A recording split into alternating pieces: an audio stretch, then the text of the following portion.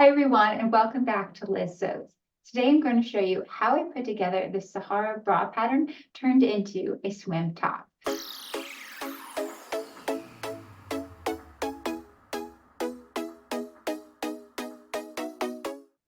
So this tutorial is going to focus only on the swim top itself. If you're interested in making swim bottoms, I do have a tutorial on my channel of how to draft a panty pattern, as well as tutorials on how to sew up a basic pair of swim bottoms. Today, let's just focus on the bra portion. So for the front of the bra, I've used basically the Saharra pattern as written. I have done a little bit of alterations in the bottom of the band to get it to fit nicely for a swimsuit.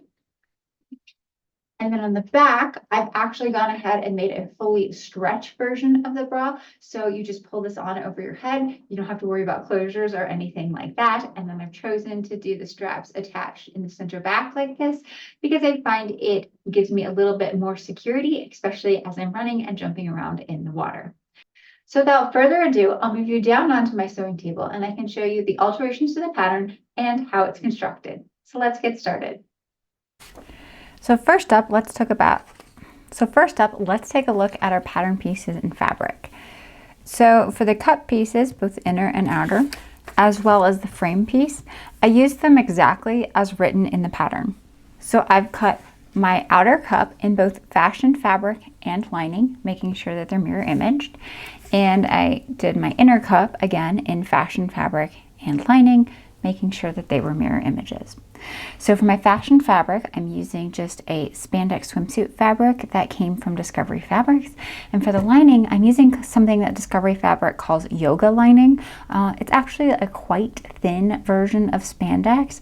So it's a little bit different than swimsuit lining I've ever used before, but I think it'll give me a little bit more support and hold. So I'm excited to see how it turns out. So once I've cut my cups in both the fabric and the lining, I also cut my front frame piece in fabric and lining as well, so that we have here. So I've done the version of the bra that says it's for waistband, so she has different lengths based on if you have a scalloped edge lace or you want it long line or with thick elastic waistband. So I'm going to do waistband because that's one that I like the fit of the best, and so that's what I've cut out here. Now for the back piece, it does require a little bit more finagling. I've decided to try to go as simple as possible with this swim top and do no closures in the back whatsoever. So what I've done is essentially I've taken this band piece here, I've elongated it just a little bit because I'm not going to have that hook and eye closure anymore, and then I cut it on the fold, making a rectangle. So we have something like this, and you can see if I lay the fabric underneath the back band piece, how I've just sort of taken that original shape and just extended it a little bit further, and this is a fold of the fabric. So what I get is this piece like this, which has this slight downward curve in it, which I think will look really nice on the back of the bra. So I've cut that out of fashion fabric and lining as well. So that's all of my fabric pieces for this. In addition to all the fabric, I'm going to use a couple of notions. First off, I'm going to use a clear swim elastic. So I'm going to use this just along the neckline edge because I think it will be the flattest and be the most flattering. I'm also going to be using some rubber swimwear elastic. For this, I'm just going to be using the 1/4 inch rubber swimwear elastic. I'm using it in black to sort of match my lining material and be the most seamless, but they do sell this in white as well. And then I'm also going to be using some of that 1.5 inch elastic waistband. It doesn't really matter if this matches because I'm actually going to cover it up with fabric, which I'll show you in a second. So this is just the white version. The reason I got white is because it's dyeable, but like I said, it doesn't matter if it matches because I'm going to cover it with fabric. So that's going to go along the waistline of the swimsuit. Now in order to make it, I did cut out a lot of extra fabric pieces. So first up, I have this strip of fabric that is 4 inches wide. So I've done 4 inches wide and just sort of like the width of the piece of fabric itself. And that's going to be what covers up my waistband material. It's too long right now. It's longer than I need, but I'd rather have too much than not enough. So I just go for the full length of the fabric and then cut it down later. So I've done one of those in 4 inches wide. And then I've done 3 strips of fabric that are 1.5 inches wide. And I'm going to be using that to create my straps, as well as covering the upper edge of my cups and band. So those are all of the things that we need to make the bra. For my machine, I'm going to put some Saharra 120 thread. This is just a sort of like all-purpose polyester-based thread. I do recommend polyester for swimsuits because it's going to stand up much better to the rigors of salt and chlorine, as well as sort of stretching and the tension that's going to be put on the seams of something like this. So, you know, it's nice to use silk and cotton thread, but in this particular instance, I would avoid them at all cost and go with a polyester version. I've also fitted my machine with a jersey needle, or sometimes called a ballpoint needle. I find that this works best when I'm using stretchy fabrics like this because it'll go through with minimal snagging. Of course, this really depends on your machine, so you might need to just try around different needle combinations on your machine to see what works best with your fabric. But for me, I'm going to do jersey needle and polyester thread. So put these in my machine and then we can get started sewing. So first I'm going to start with my cups. Of course, I need 1 outer and 1 inner for each of my cups. You're going to know which one is the inner cup piece because the inner cup piece has a straight line, and that's going to be your neckline. So that's my inner cup piece, and then the outer cup piece is more curved along all 3 edges. So what I'm going to do, I'm going to set 1 cup aside,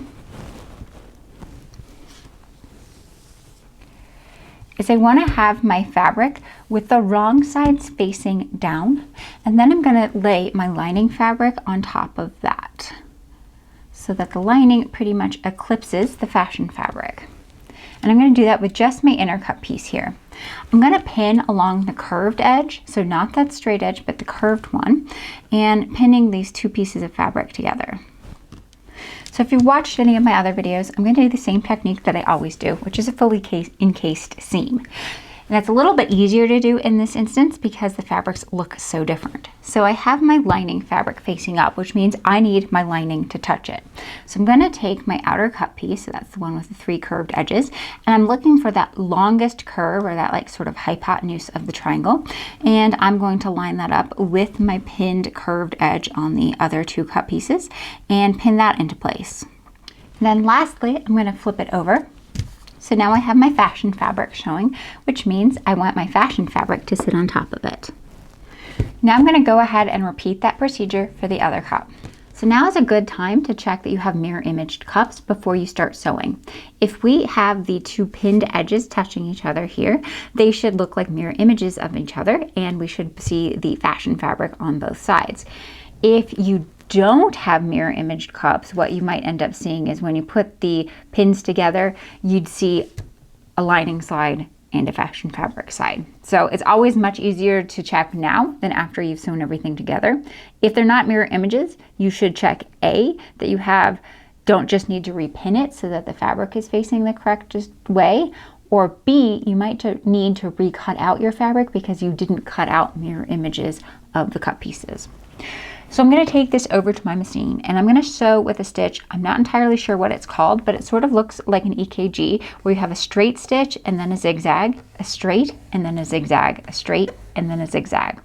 The reason that I really like this particular stitch for swimwear fabrics is the straight edge kind of goes along here, and that's what's on the seam. It gives you a much cleaner seam, but that errant little zigzag in between means it still has some stretch and flexibility so that you won't have your seams popping.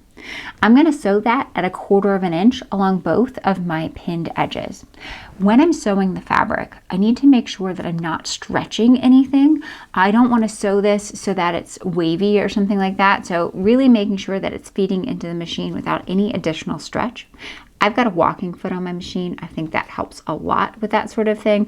But yeah, you want to make sure you're watching out for stretch because that stretch might change the geometry of the cup if you're actually lengthening that center cup seam. So I'm going to take it over to the machine and then come back and show you what it looks like. So now I have my 2 cut pieces sewn. I can tell that I did a good job of not stretching it because it does lay quite flat as I'm looking at it right here. This one has a little bit more stretch to it, but I think it's okay. It should be fine. And here you can see just a little bit better against that black lining fabric what I'm talking about with the stitch in terms of 1 straight and then 1 zigzag. So now what I'm going to do is open out both of my lining and my fashion fabric. If we've done this correctly, you should see that we have the lining is fully encasing the seam on this side, and from the right side as well, that seam is fully encased in there. So that is the cup mostly taken care of. Next, I'm going to turn my attention to that neckline, so the straight edge of that inner cup seam. I'm going to go ahead and finish it now. So the original pattern has this neckline finished in fold over elastic. You can use fold over elastic for swimwear, but it's just not my preference. I feel like it doesn't quite look as professional.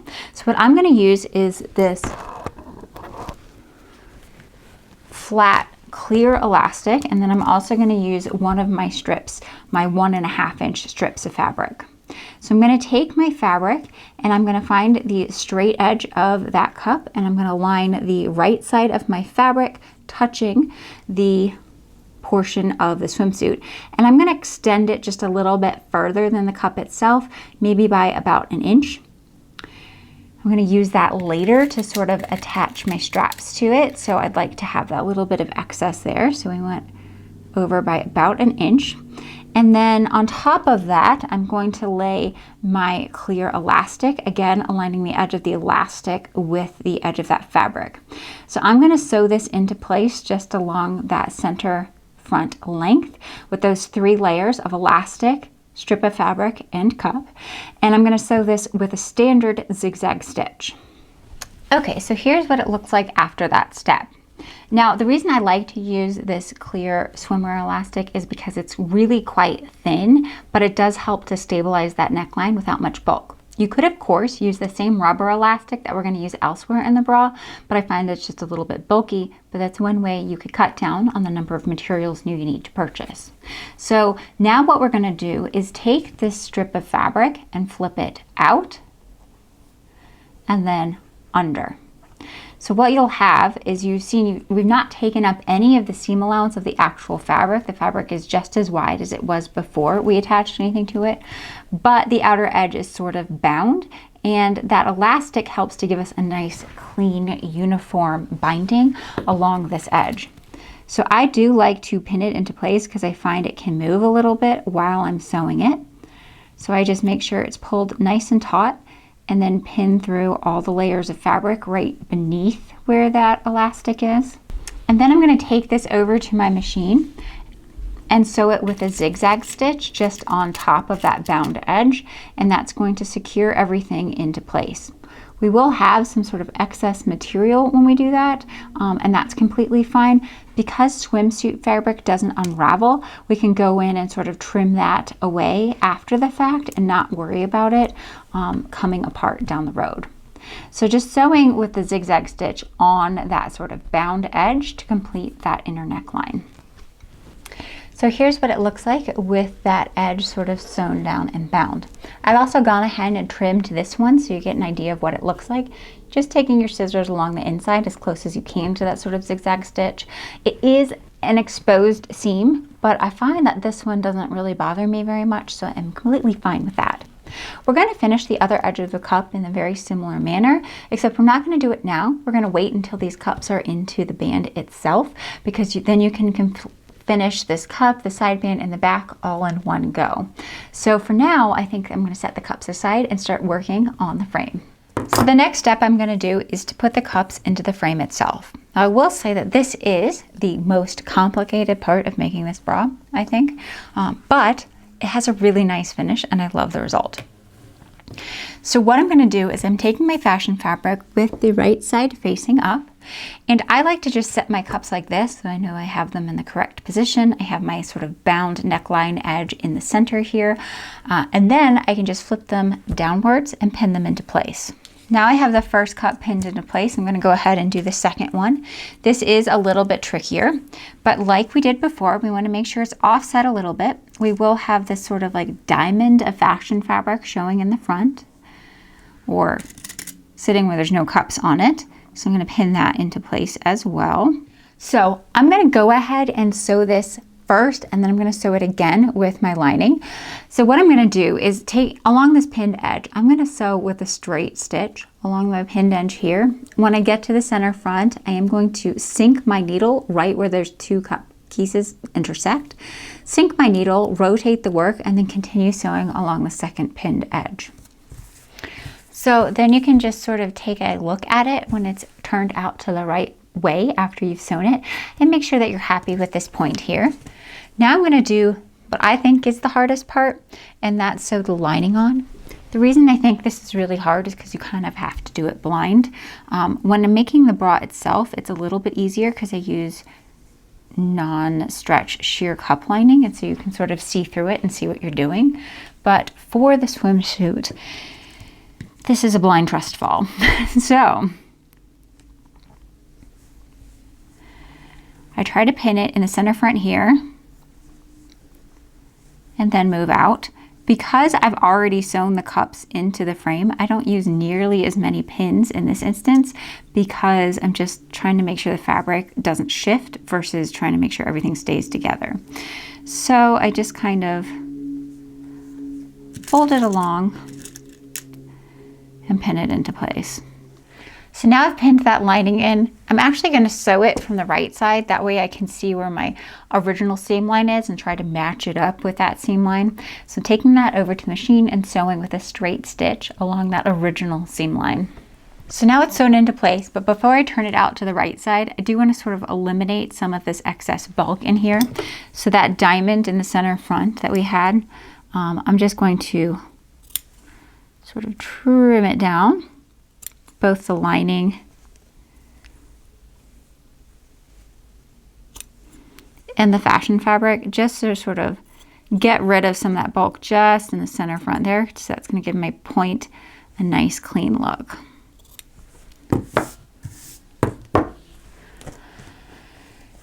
And then when we turn it out, we can see what we have. So that's what it looks like in the front. We have that nice clean point, and then from the inside, again, all of our seams are completely encased inside of there, which is really nice. Really clean look, worth the extra effort, I think. So next I'm going to attach the back band. So what I'm going to do is from the front side, I want to have the right side of my fabric touching, sort of laying at top, and I want that sort of dip to happen at the lowest point in the middle. So I'm going to go ahead and attach this on either side with some pins. And then once I've got that pinned into place, I'll go ahead and turn it over to my lining. And then of course attach the lining. Next, I'm going to take this over to my machine with that sort of straight zigzag combination stitch and do these two short edges. Now with that sewn into place, you can sort of flip everything so it's right ways around.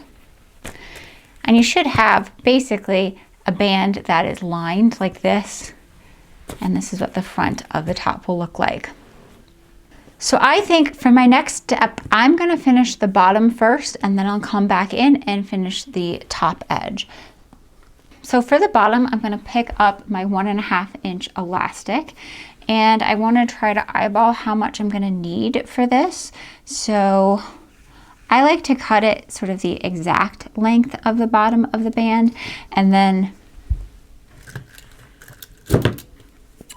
work from there. So I have this elastic that is almost exactly the bottom of there. I want it to be a little bit shorter just so I have it snug against my body, but the way I'm going to get that negative ease is by overlapping these pieces by about 1/2 inch. I'm going to take this over to my machine and secure it, so then I'll have just one solid loop of elastic. So now I have my elastic loop. I also need to figure out my fabric loop as well. So folding, this is my 4 inch wide strip. So folding it in half and aligning my edges over here. You can see that where I need to seam this is about like that. just trying to match it up exactly with my elastic. So I'm going to take this over to my machine with a straight stitch and make this loop. Now that I've got this loop made, I can go ahead and trim off that extra fabric. Like I said, I make this longer than I need because I just don't want to be bothered to measure anything. Okay, so now I'm going to attach my fabric loop to the bottom of my band. And I'd like to keep this seam in the center back. So when I lay my bra sort of down like this, I can tell where the center back is because it's going to be the same as the center front. So aligning the edge of my fabric loop with the bra itself, and I want to make sure I'm pinning through the loop and then both the outer and lining layers of the fabric. So I'm going to go ahead and pin that into place all around the waistline.